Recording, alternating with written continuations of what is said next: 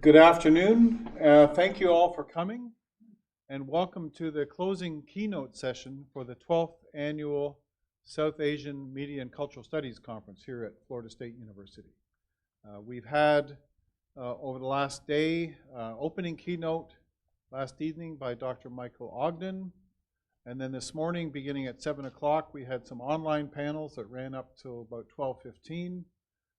And then an online poster session, an in-person poster session that ran up till about 15 minutes ago. So this is an opportunity. We've brought people together from around different parts of the world, but especially South Asia, to talk about their different research projects, have an opportunity to present, but also an opportunity to get questions and comments from their colleagues here at FSU and many other places. So I'm very pleased to welcome our closing keynote speaker, Dr. Taimur Shamil, and he'll be speaking on the topic of the narrative power, mapping South Asian think tanks and their influence on policy formation. And I'll just provide a brief introduction to Dr. Shamil and then welcome him to the stage. Before I do that, I also want to note that out in the hallway, you'll see some photographs on some easels. And these are photographs of a project called Kids of Kathmandu, an organization that has been building schools in Nepal over the last 12 or 13 years. And Mr. Bhushan Dahal is out there. So if you have a chance to talk with him afterwards, it's a great story. The images are really striking, but it's a great organization with a wonderful purpose. So just wanted to note that as well. So back to our closing keynote. Dr. Taimur Shamil is a national security and foreign policy expert from Pakistan, and he's now based in New York City, United States. He holds a PhD in international relations with a dynamic experience of over 15 years in government, in academia, and in media. He's part of Harvard University's prestigious Senior Executives in National and International Security program in 2025. He's lectured widely at a number of places around the world, including US and Pakistan, at the American University in Washington, D.C., the Pakistan Navy War College, Lahore, National Defense University, Islamabad, Quad-e-Azam University, Islamabad, and the National University of Science and Technology, also in Pakistan. And his research focuses on Pakistan-US relations, on South Asian politics, Pakistan's foreign policy, strategic narratives, in Afghanistan. And he's currently also a senior research fellow at Pakistan's leading think tank, the Islamabad Policy Research Institute, an adjunct faculty member at the National Defense University. And he's taught a number of courses there. So finally, he's been active as part of a Track 2 diplomacy effort, and maybe ask him to tell us a bit more about that. So I don't get it wrong, but it's an important type of initiative for building connections and understanding. So please join me in welcoming Dr. Taimur Shamil to Florida State University and to the Center for Global Engagement.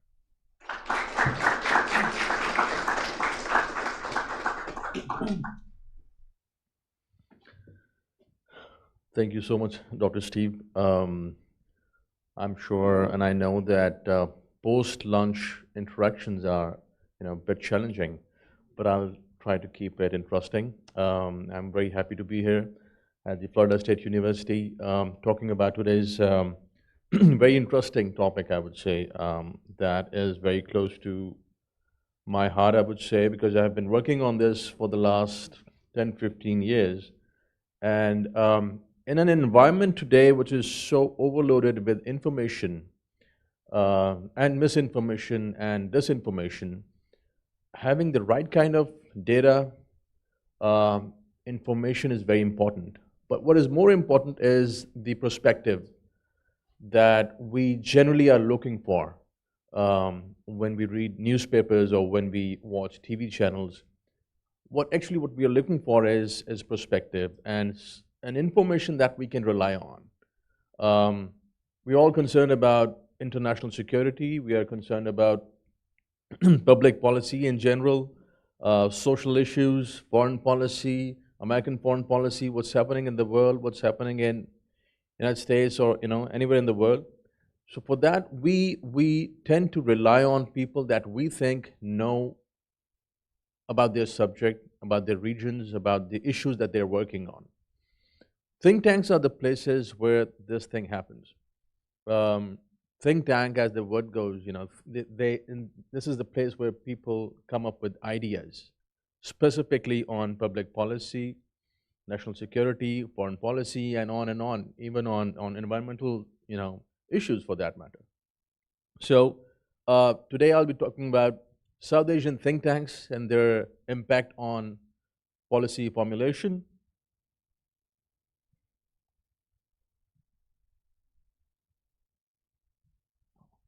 So what are think tanks primarily?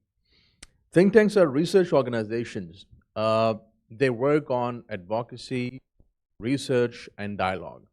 Uh, Bureaucracies and governments are so overwhelmed with their work globally that they need people who can work on ideas, who can work on research, and tell the policymakers what needs to be done in that specific area. Foreign policy, for instance, American engagement in Middle East, in South America for that matter, in Central Asia. In these regions, American government or the Pakistani government or the Indian government, Bangladesh government, they need experts who have been working in these regions over the years. They know these regions pretty well. They have been visiting these regions. They know the dynamics, politics, culture, and everything. So they join a research center, which is generally or more loosely called a think tank. So they are research organizations which are independent, generally. At times they're affiliated with the government or universities, and their purpose is to bridge the gap between research and public policy. As I said earlier, they focus on research, dialogue, and advocacy. Ideologically, they might be inclined towards one political party or another.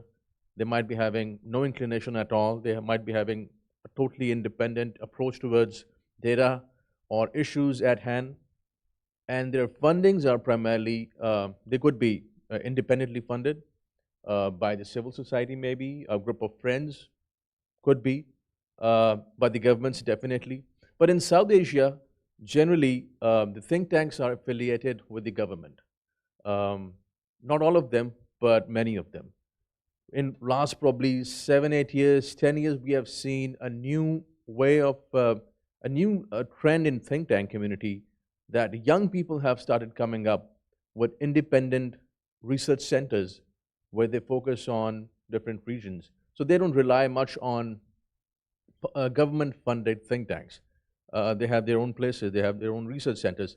And a main reason for this is the social media. Because probably earlier, in South Asia specifically, the governments had a monopoly, I would say, on media. A lot of countries, they got their free media probably, a decade or two back. For instance, Pakistan had private TV channels in early 2000s. And before that, there was probably 1 or 2 TV channels in Pakistan that were state-run. I've been working on one for almost 8 years. But after 2000s, early 2000s, there was private media and then social media and a new generation of people, experts on different topics, and they started having their own research centers, right? So that's how things evolved, not just in Pakistan, but also in India and several other countries. I'll be talking about that. So what is South Asia primarily? South Asia is 8 countries, and these are the names.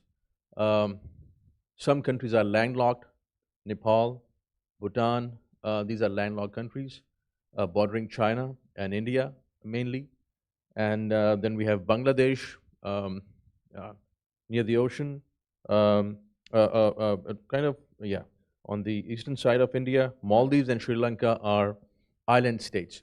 So comparatively, these are smaller states. But what is more interesting is that India and Pakistan are big countries. India is probably the second largest country in the world in terms of population. Pakistan is fifth largest country in the world in terms of population. So we are talking about major, number of population generally, globally. And Pakistan is 250 million. So just think about, the kind of population that we have in South Asia, and then, different political cultures, aspirations, inclinations, and all that. So these 8 countries we'll be talking about and how their think tanks operate. So what is the narrative environment in South Asia? South Asia is a pretty diverse region. Different political ideas for that matter. India has its own political system, Pakistan and all other countries. They have their own foreign policies, their own national interest. If you look at them geographically located, their foreign policies are dictated by their geography. So when we talk about South Asia, or probably any other country, I think geography defines the outlook. Also, geography defines the culture too. So it's highly politically polarized, different ideas, strong government links. Think tanks have, deep links with the government, a lot of them. They have long-standing security disputes. India-Pakistan security dispute is generally known, globally known. Kashmir is one of it. China-India dispute is another one. You might look up to the China-India border dispute. And then Afghanistan. I mean, Afghanistan has been in turmoil for the last probably 30, 40 years. So you can look at a very, very interesting case study. And overall, the developmental challenges are many. A lot of countries have a big poverty problem. They might not have very good developmental situation in a lot of regions, within that country. So key concept is that think tanks have competition over all these things, all these topics, characterizations, foreign policy, national security, developmental issues. So think tanks are the research centers and experts who focus on the issues that I just mentioned. So what's the thesis? Thesis is that think tanks in South Asia are crucial, often hybrid actors, partially state-affiliated, partially independent, that strategically influence the narrative environment through research, media engagement, and international gatherings, often reinforcing or challenging established policy orthodoxies. After social media, think tanks have come up in a very different way. The researchers, the experts in think tanks are the go-to people now.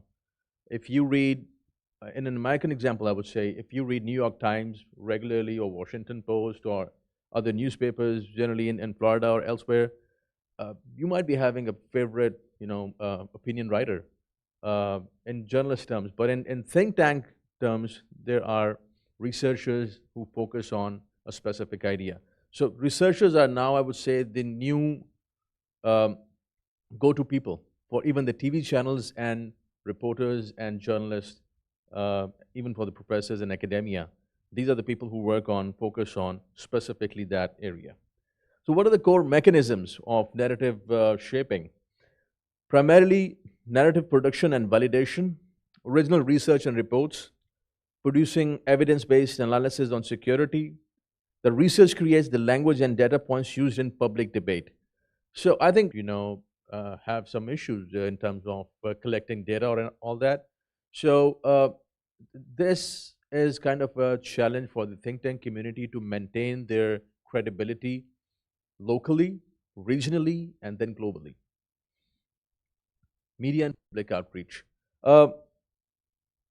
After this, I think, as I just mentioned earlier, expert commentary and the think tank people, they provide the analysis that is very important in terms of op-eds, appearances on specific topics.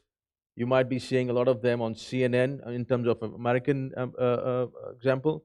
In Pakistan, in India, a lot of think tankers appear on TV channels talking about their specific topic. They write in a lot of newspapers, and that's how they get to know get known in the public circle about their specialization on that specific topic. Uh, what Dr. Steve mentioned earlier, the track to diplomacy is a key component. Diplomacy is a key component of think tanks. What they do is that they arrange multi-track diplomacy. So there are three tracks of diplomacy primarily. Uh, track 1 diplomacy, 1.5, and track 2 diplomacy. Track 1 diplomacy is that you see one Secretary of the State meeting another Secretary of the State, one foreign minister meeting the other one prime minister meeting the other prime minister. This is track 1, the official, absolutely official track.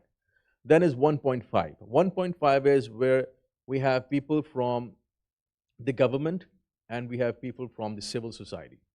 So it's a government setup where people meet and they discuss about the important issues on foreign policy or whatever the issue is at hand at that moment.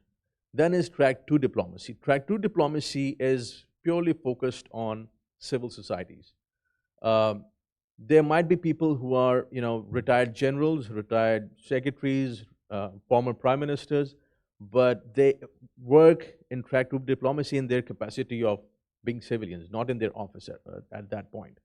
I have been part of several track 2 diplomatic gatherings with several countries representing Pakistan, and I think this is where actually the real work happens, because it's ultimately the people of one country who are going to meet the people of other country and come up with an idea, a solution to a bigger problem at hand. I mean, Pakistan and India had 4 wars. Recently they had another clash, but the civil societies keep meeting. And the civils, probably not in India, maybe not in Pakistan, but somewhere else, maybe in Turkey and somewhere else, at a more neutral and moderate venue. But civil societies have to meet.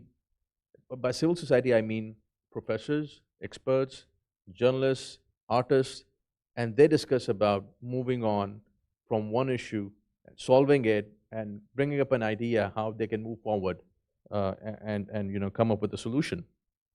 So elite diplomacy, multi-track diplomacy is one of the key roles. A lot of think tanks, they also host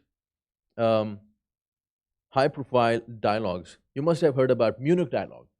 How many of you have heard about Munich dialogue, security dialogue? So Munich security dialogue is a dialogue that takes place in Germany. World's leading dialogue on security. Then there's Shangri-La dialogue. Shangri-La dialogue is also one of the leading dialogues which gathers all countries, a lot of countries, state guests, journalists, professors, experts to come together and talk about important security, foreign policy stuff. And Pakistan hosts Magla dialogue in Islamabad. Pakistan invites people from South Asia, Europe, US, other places, Middle East, and this happens once in annually. This is held annually, and it's a big program. India arranges Raisina dialogue, a big dialogue once again, and this is where the foreign policy diplomats and media people meet and discuss ideas. So, and the third thing is policy consultation. So think tanks work on these main areas. Convening powerful gatherings, track 2 diplomacy, and then policy consultation. Think tanks provide the policy consultation to the governments. So what are the key features? I think we discussed this: the state affiliation, patronage, and the consequence of narrative.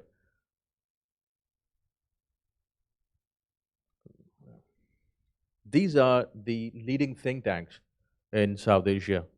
As you can see, some of them from Pakistan, India, Afghanistan, and interestingly, a lot of think tanks are focusing, in India and Pakistan, they're focusing on foreign policy and geostrategy. Same goes for India.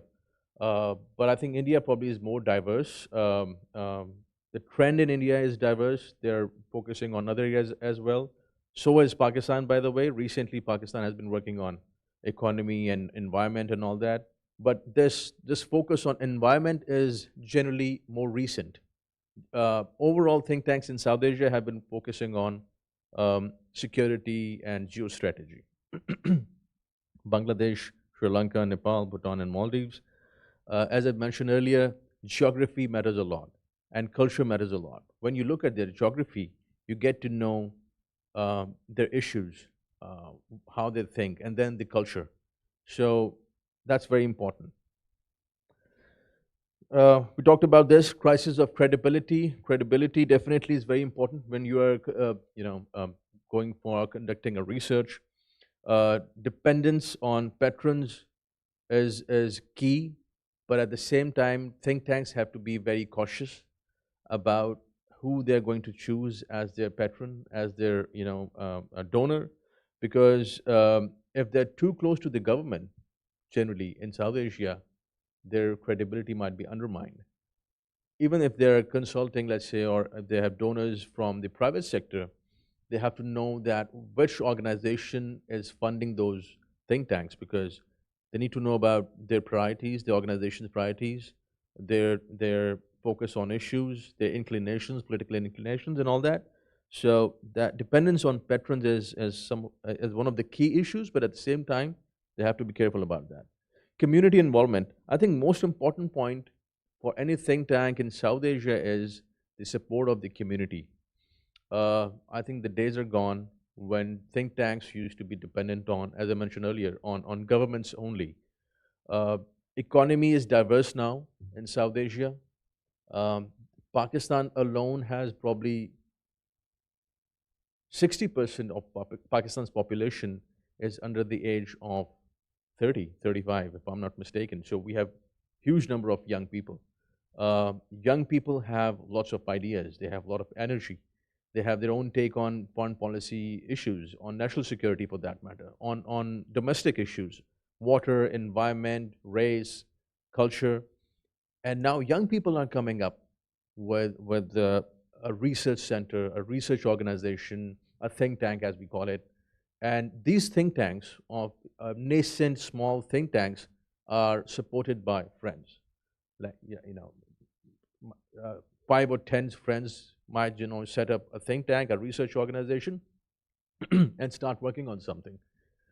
Curate data, curate new issues, solve them, talk about it, talk about foreign policy, talk about what's your take on that specific issue.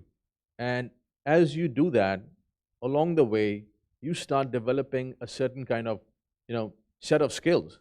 You keep on digging out information on that specific topic. And while you're doing your bachelor's degree, and at the end of it, you are somebody who knows something very important, something very useful. And that is exactly how you become a researcher, a think tanker, a person who is expert on that specific area and topic. And you must need to have good friends who can support you financially and otherwise. So impact and future trajectory, the power of ideas. I think wherever you are, whatever you do, ideas have great power. And anybody who has new ideas, who can come up with out-of-the-box thinking, new solutions, is going to lead in every walk of life. And same goes for think tanks. People who have new ways of looking at things, of looking at foreign policy for that matter, they will succeed, they will move forward.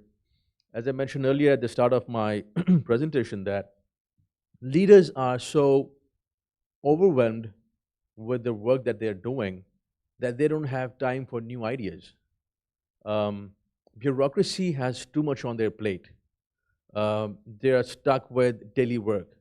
So if bureaucracy and the leaders at the policy level are stuck, who is going to do the thinking? Who is going to talk about new ideas, new solutions for that matter? It is the think tankers, researchers, experts at these organizations who are going to come up with something new, and they're going to bring up a new solution to it. And the new trend is that a lot of these researchers and experts have ended up in top policy making. Um, they get consulted by top ministries, presidents, prime ministers, on and on. I can name many in South Asia. I myself have been working as advisor and consultant to leading institutions in Pakistan. I know a lot of them in India, for that matter. So developing these skills makes you, secure a slot at the top positions. But that happens when you have achieved that kind of understanding of a specific topic. So the power of ideas is immense. Media engagements as a force multiplier. Since we are at this conference that focuses on media specifically, media leads everything now.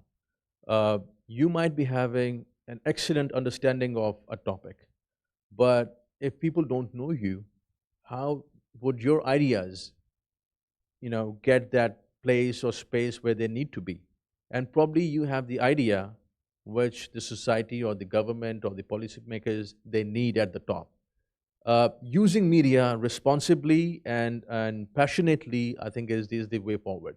And think tankers understand this thing very well.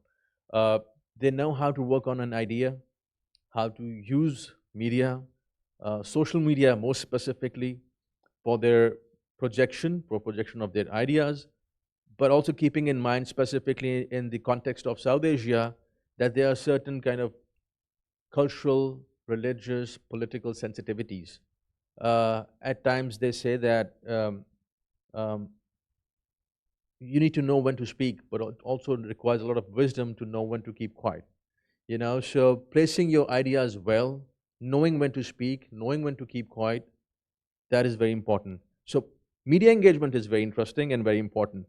Uh, just like news channels, think tanks now broadcast 24-hour analysis and projection of facts or the developments that are taking place globally. I myself, I am the president and executive director of Policy East, a think tank based in Islamabad and now in New York. And we have a dedicated team that works on curating news and analysis 24 hours on South Asia and Middle East. So these people that we are working with, they are now the next generation of experts that will be coming up. So the prime authority of think tanks is that they're the go-to people for the news channels now. So once you project yourself on the social media, you get known, and then I know people in Pakistan and in India, other places, who just started their, vlog on foreign policy, their YouTube channel on foreign policy, their think tank, and then their think tank's YouTube channel. They got noticed, and then they got invited by a leading TV channel in Pakistan, in India, and they were everywhere after that because they had great ideas, great data, great understanding, analysis, and later on, they were contacted by top policymakers, top institutions, and there you are, at the top.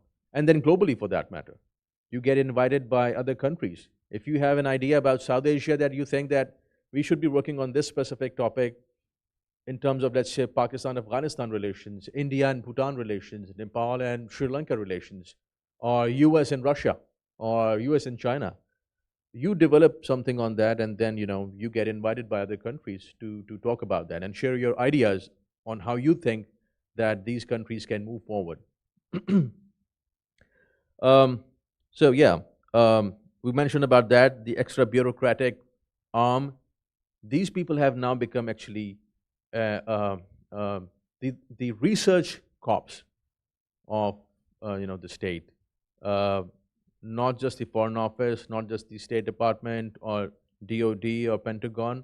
These are the think tanks now that focus on key ideas. By the way, US has great think tanks, and a lot of think tanks in South Asia have been following trends that were set by the American think tanks. Brookings is a great think tank. Have you heard about Brookings, by the way?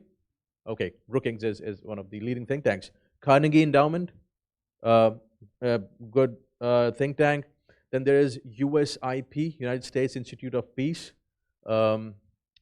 has been working on a lot of key issues. And all these think tanks that I've mentioned, American think tanks, have South Asia section, South Asia department, Middle East department. And by the way, there's another one, Middle East Institute in Washington. Another one, a great big organization, research center, widely known in South Asia. Dr. Weinbaum, I'm forgetting his name, yeah. So these are the experts known in South Asia who have been working on South Asia. Interestingly, there are other think tanks. Lowy Institute of Australia, another great think tank, by the way, if you can look it up. Lowy, L-O-W-E-Y, Lowy Institute. They have some great insights on South Asia. RUSI, R-U-S-I, is another think tank from UK, United Kingdom, great think tank. On, and there are a lot of them in all over the world, in South Asia too. So what think tanks do is that they fill the gap with their ideas and they get consulted by the top policymakers. As I mentioned earlier, the scholars, the researchers, they get top positions because of their expertise in specific topics. Because they don't just think, they do. So, you know, there are think tanks and there are do tanks. So it's not just thinking, it's doing too, you know. So, yeah. Over the years, earlier, think tanks and universities used to focus just on, you know, a couple of things. And now they have changed and they have transitioned into more efficient research organizations. I've just made a, you know, small comparison. Their traditional role, pre-2010, this is my general understanding, and the modern way of doing things. So earlier there used to be academic journals only. You would buy an academic journal and you go through the whole, you know, research paper. Excellent way. I'm old school. I like old school research, but now there are new ways of doing it. So what we have now is policy briefs and viral content. When you are at the top, you are being consulted by the Prime Minister in South Asia or by the President, Army Chief, Secretary of the State, you know, Foreign Secretary. You just have probably 10 minutes in that meeting. I'm saying 10 minutes is a lot, by the way. Maybe 3 minutes, you know, with the Prime Minister, with the President, to tell him about your idea on that specific issue. You need to have just one page. You don't need to, you can't hand him over a 20-page research paper and expect the President and the Prime Minister to read that, or his office to read that. Believe me, I don't think that they would ever read a 20-page research paper. One pager, 5 points, your key findings, and there you go. 6 minutes, 5 minutes, 3 minutes, and you convince the Prime Minister, you convince the President that this is the right way of working on Pakistan-India relations, Sri Lanka-Nepal relations, or whatever the idea that you have. But it requires obviously a lot of deep understanding of that topic. So policy brief and viral content. If you have a policy brief, I would recommend that you also need to be viral, you know, on the social media or maybe media. Access. Okay, there used to be occasional consultation, you know, maybe once in a while the Prime Minister office, the President office might consult a think tank. But what now happens is that they have advisory roles. They are hired partially or full-time by the key institutions, by the top officers. And whenever their expertise are required, they are summoned by the President. By the way, National Security Advisor, Jake Sullivan, I remember the previous one. I don't know the recent one in the US. So National Security Advisor, kind of a person at the top who advises the President on national security. Same goes, for other ministries. So there are advisors who have a background, a think tank background. Earlier, it used to be the think tanks had retired bureaucrats. By the way, this is still the case in South Asia, and maybe in US as well, but mostly in South Asia. Retired generals, foreign secretaries, brigadiers, they have certain space in the think tanks. Makes sense because they have expertise. They have considerable experience in that area. But the new trend is that it is the global investors, people with ideas who get now consulted by the think tanks. A lot of things there might be a lot of things that the general might not know, new ways of doing things, new issues that the experts might be knowing. So this is the new way. Function historically, historical critical analysis. I mean, um,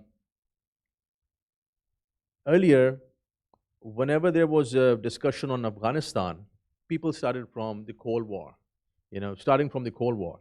So nowadays, people might not be having enough time to focus on the history of Cold War and getting into that deep thing. They want real-time crisis management and latest, ideas and issues on the topic. Just a review. So the think tanks are the architects of reality. Now they would come up with ideas of what's going on actually in that region. Uh, they have that silent power. They might not be that loud. They might not be, you might not be knowing a lot of think tanks, but they're doing great work. By the way, there are think tanks that are not very well known in US, Pakistan, India, but they have immense power and influence on policy making. I know many in Nepal, in India, and Pakistan who are doing great work on India-Pakistan relations and Sri Lanka and Bangladesh, but their power is latent. So, and they're policy entrepreneurs. They have great ideas. So we now are living in an era where we have clash of stories, and the person who comes up with the best story probably would take a lot of attention. And to have a good story, especially the media studies people, to have a good story, you need to have a very good understanding and a way of presenting it. Conclusion. So with great power comes great responsibility.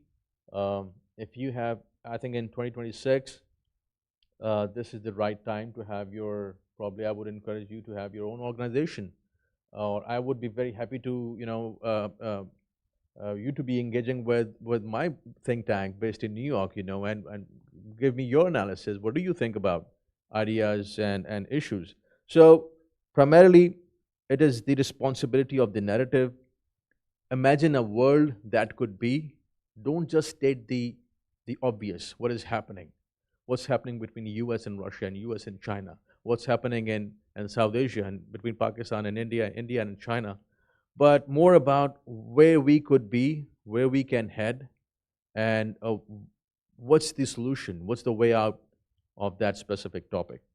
And if you are a researcher, if you are a think tanker, your role is to come up with ideas and not get overwhelmed with the emotions that are there generally in the public. I mean, they're discussing a specific topic. So I'll just stop there with this speech and presentation. I would love to have more questions if you have any questions on this. Yeah, thank you.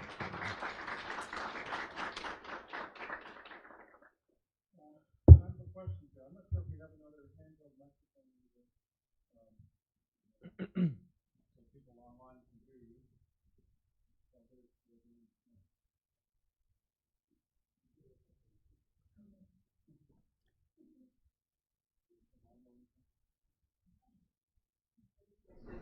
Okay, go ahead. Yeah, I've got a bunch of them, but I'll try to stick to one. The think tank is, originally did the academic papers. Now they're into the media. And, we have some real questions about manipulation, framing of questions, and analysis and selection of bias selection of that.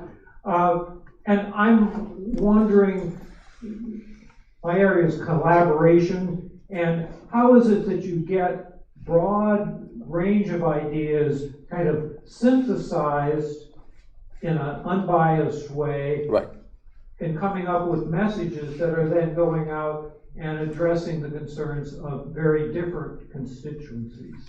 Well, I think this is a very important point. So think tanks have roundtable discussions with the public, with civil society, with professors, students, or whoever is interested in having a discussion on any specific topic. And I think ideas actually generate from the grassroots level. And a researcher must be connected with the people because that is where the ideas are. And ultimately, any policy, any ideas that is going to be a policy at some level needs to be owned by the people. And people being consulted about that policy is very important. And a researcher has to, go into the public, collect that data, consult the people, and bring up that idea. So I hope I can, I'm answering your question. Yeah, this is where the ideas are coming from the people. Yeah.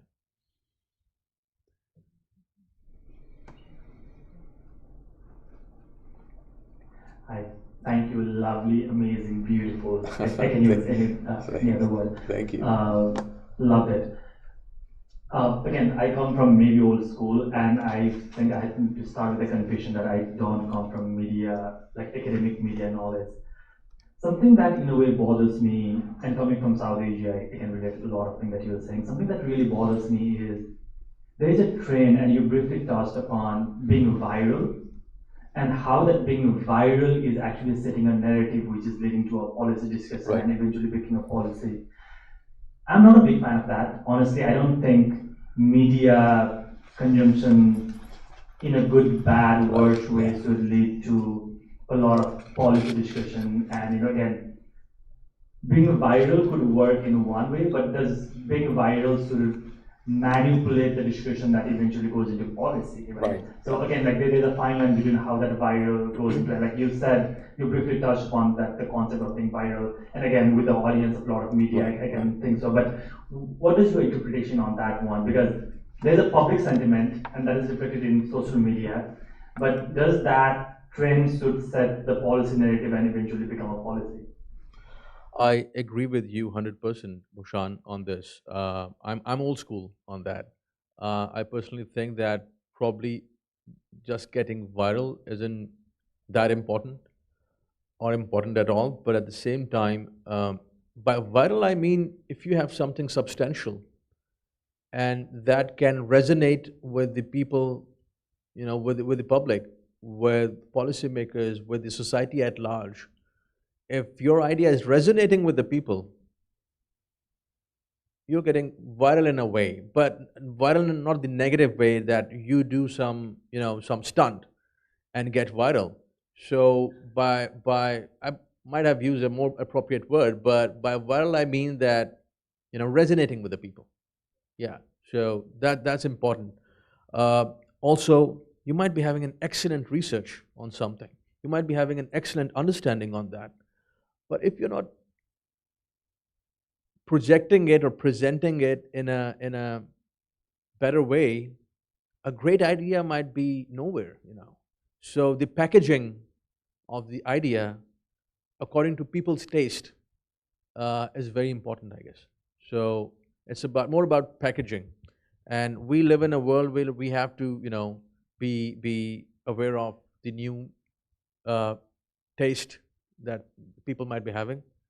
So packaging in the right way. Yeah.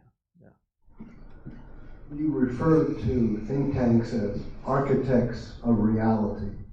One of the concerns in this country is an increasing number of think tanks are affiliated with a political party, a political institution. The question is that also occurring in South Asia? In other words, more affiliations going on that question whether whose reality is really being created. Absolutely, I get your point. The architects of reality, in a way that an event has taken place, and you're right, absolutely, Dr. Paul, Dr. John, that people might be having different ways of looking at that point, and think tanks that are close to one political party might just make up just a different thing, and they might just convince people of that issue as the reality that actually exists, and that might not exist at all. They are just juggling with words, or they are just, pulling out another stunt and convincing people. Absolutely, that happens. That happens in South Asia as well. There's a lot of bandwagoning on issues, bandwagoning on foreign policy and national security, and at times these think tanks, they might just echo whatever the government says, whatever the prime minister office, president office, or some institution is saying. But what I'm focused on is that these that again brings in the donor question. Who are they funded by? So if these think tanks are supported by friends, like-minded people, public, civil society, they might be doing some substantial work, and for that they don't need to resonate or echo what the government is saying, what some institution is saying, or what some prime minister or president is saying. Those will be the real architects, or the people who are perceiving the reality in the right way. That's the goal, to reach that level. That comes with financial independence, and I'm sure that a lot of think tanks have that in South Asia and in the US as well. I'm sure. There's a follow-up question to that, and it says whose voices are amplified and whose are filtered out when such think tanks translate ideas into policy narratives for building resilience in South Asia. Prioritize, you see? If I'm getting your question right, how do they get viral and getting? Oh, sorry. Like a template, or how do you choose the voices that are amplified? Yes. Yes. How do you filter out certain voices, or which voices are amplified and which ones are not included in policies? So I think the policy making has many layers, and many ways of you get one idea transitioned and morphed into policy. That could be, generating from different places. A lot of think tanks might be coming up with a lot of ideas, different ideas, but ultimately I think it depends on the level of influence that think tank has within the government, policy circles, or with the public, and how much ownership that idea has with the public. There might be excellent, great, wonderful ideas that are never translated into policy, but that doesn't mean that they are not great ideas. That just means that probably that was not the right time for that specific idea. There are good ideas at bad times, and then there are great ideas at great times. So it's really about, there's an element of luck too, and how these ideas are generated grassroots level. So yeah, it's pretty and interesting. Any question back from there?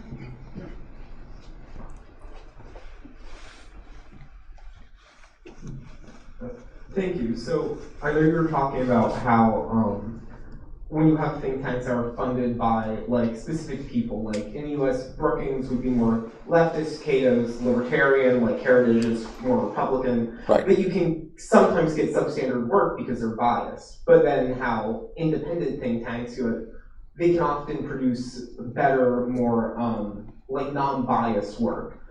So my question is, if a think tank that happens to be non-biased, independently funded, is being contacted by a government, do you think they would still kind of be more likely to kind of waver on giving what their real answer might be if it's not something the government wants to hear? Are they going to probably tailor their answer even if they are independent?